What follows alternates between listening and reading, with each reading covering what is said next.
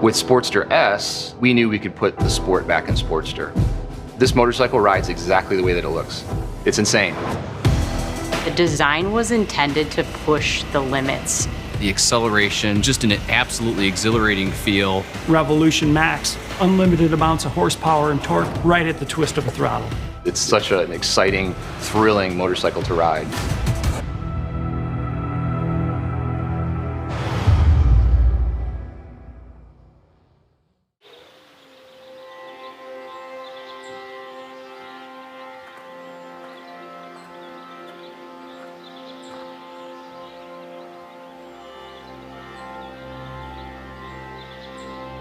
Jochen, I understand that you're in Scotland, and just wanted to welcome you to my country. I hope you have an amazing time there. There are some of the best riding roads in the world in Scotland, and so I hope you've got your Harley with you and that you're going to get some miles done out on the roads. Really have a great time, and welcome to Scotland.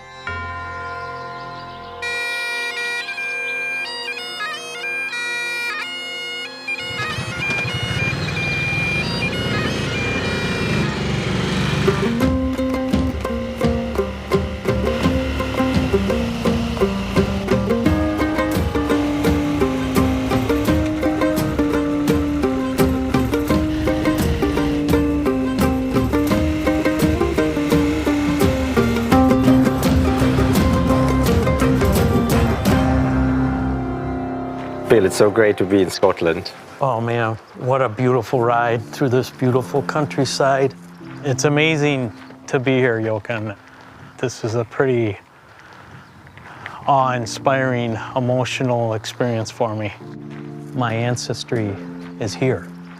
Think about that it all kind of started, you know, with your great-great-great-grandfather in Scotland. If he had not gone to America, it wouldn't have happened. It would have been a different story. It's a labor of love, the restoration, the fact that they preserved it for riders from all around the world to come and enjoy and spend time here. Pretty awesome. Pilgrimage back to the roots.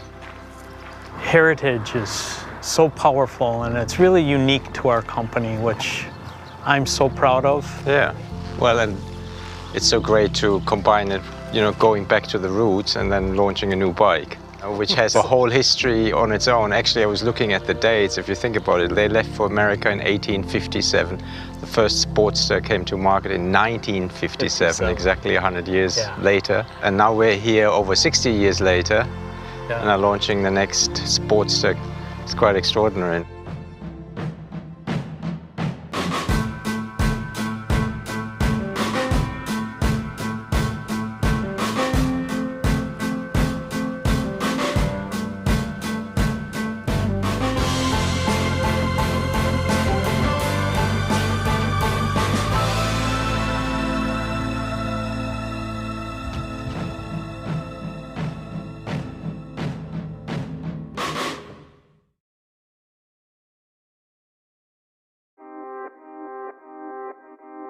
In the late 50s, when Sportster was born, it was considered a giant killer. It was a super bike. Whether you were on the flat track, drag strip, or you're on the street, I mean, it was a real performance motorcycle. The legacy of Sportster for Harley-Davidson is a really important part of our story. We can look at some of these analogs to the automotive world, like Mustang, Camaro. Sportster is one of those names that's actually been around, you know, longer than some of those names. It is a name that's instantly recognizable. When you look at the longevity of Sportster from 1957 to today, it's unmatched and unparalleled in the motorcycling world that one model has such staying power. And that's what's made it so special. It's staying with the times, it's getting ahead of the times. That's what the Sportster's done down through its history. For 1957, it starts with one model for that year. And the biggest change is overhead valves. And so it's going to provide a lot more power, which is what riders were asking for, it's what dealers were asking for. The name Sportster is really synonymous with the general use of that bike. It was a small, nimble, powerful bike. There was a strong demand for it in the market. We were looking at low-priced, high-performing, lightweight motorcycles. And once the Sportster is released, it's really incredible to see where it goes from there. In the first year that Sportsters were out, Gerald McGovern campaigned on a new 1957 Sportster and won the Jack Pine Endurance Run, which is one of the most brutal motorcycling events. And so Harley-Davidson couldn't help but really make some noise about this. One of the more unique uses happens in which the LA Coliseum is really kind of used as a hill climb. One of the seating sections was outfitted with a ramp to get this thing up to the top, just to show the power of the Sportster model. One of the most important things about the Sportster engine was how versatile it was. You could literally take this engine, you could put it in a road bike, you could put it in a Daytona racer bike, you could put it in scrambles or flat track racing, you could put it in a hill climb, you could put it in a land speed record bike. And it would outperform all the competition in all of those different forms. One monumental point in Sportster history really is the Sportster Streamliner. In 1970, a group of 4 guys developed this kind of long cigar-looking rocket run on a Sportster engine. The first time you look at it, some people might say, that's a motorcycle? It is. You're talking about a Sportster engine going 265 miles an hour and basically kind of crushes the land speed record for its time. A new motorcycle world land speed record. You know, the company's always looking at how can we take this thing that's great and make it even greater. So technology-wise, the bike is always moving ahead. And now today, we have the birth of the Revolution Max platform. So you're going from evolution to revolution.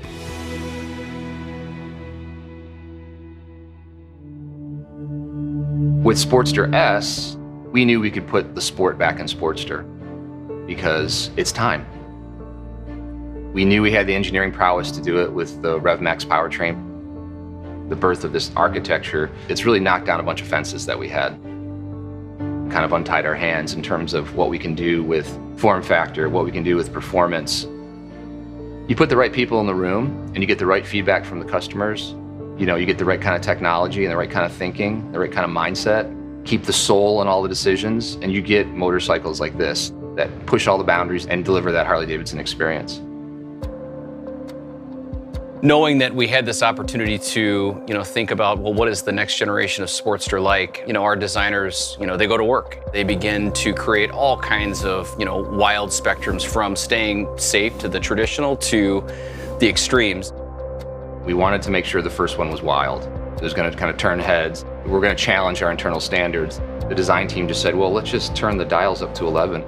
The design was intended to push the limits of what people think when they hear the term Sportster. How can we really push everything about this to be as irrational and cool as possible? Anything that's easy isn't as rewarding. We had a lot of freedom. We knew there was nothing ever like it, so there was nothing that was constraining our imagination. It's crazy to me, but of all the designs that we've worked on, this is one where there was the least amount of change from the design mock-up to the final production model. I think when people take a look for the first time at Sportster S, while it's going to look very different, it's also going to look very familiar. We wanted to stitch in some iconic elements of the design from different generations of Sportster. The tail section, XR750, the fat 16-inch front wheel, that's 48.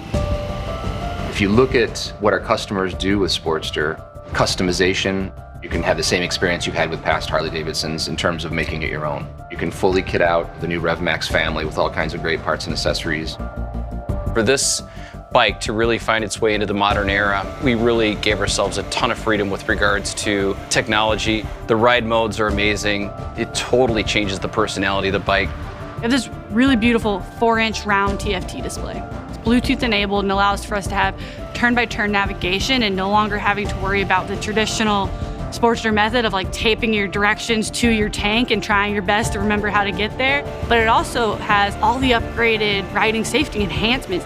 Having cornering enhancement, ABS, allow for a better riding experience. It's just like Sportster should be, and it's completely unlike any other Sportster you've ever ridden.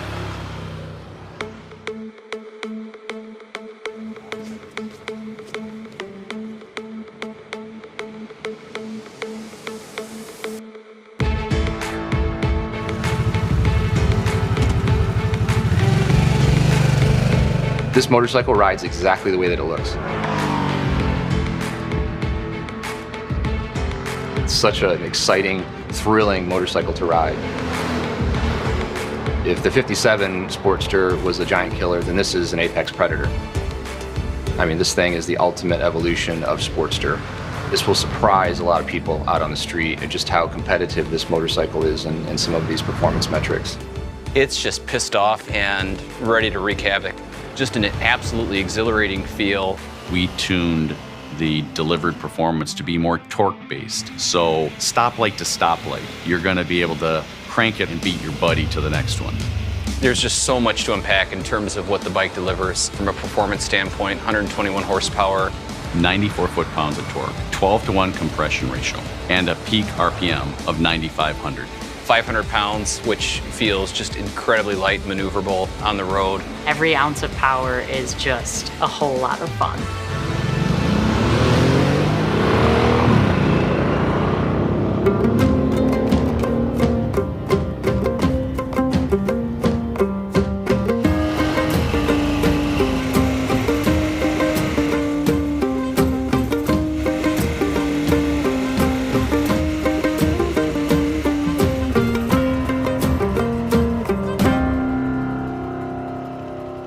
It was fun charging into some of those corners and grabbing a handful and coming out of the corner. Perfect bike for twisted roads of Scotland. Yeah, absolutely. It was fun.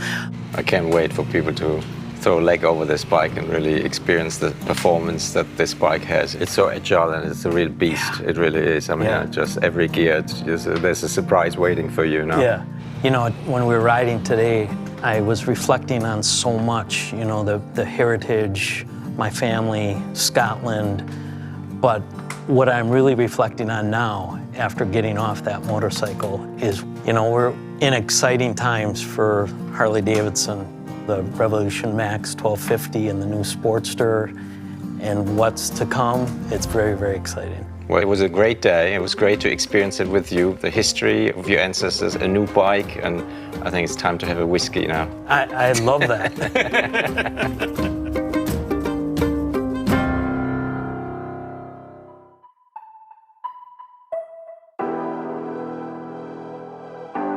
The future for the Sportster family, it looks incredibly bright based on this motorcycle. And we've got some really cool things up our sleeves, we always do. There will be future models that will definitely tap into some of the more classic form factor of Sportster. We're really not adding the next chapter to that story, but we're adding the first chapter to the next book.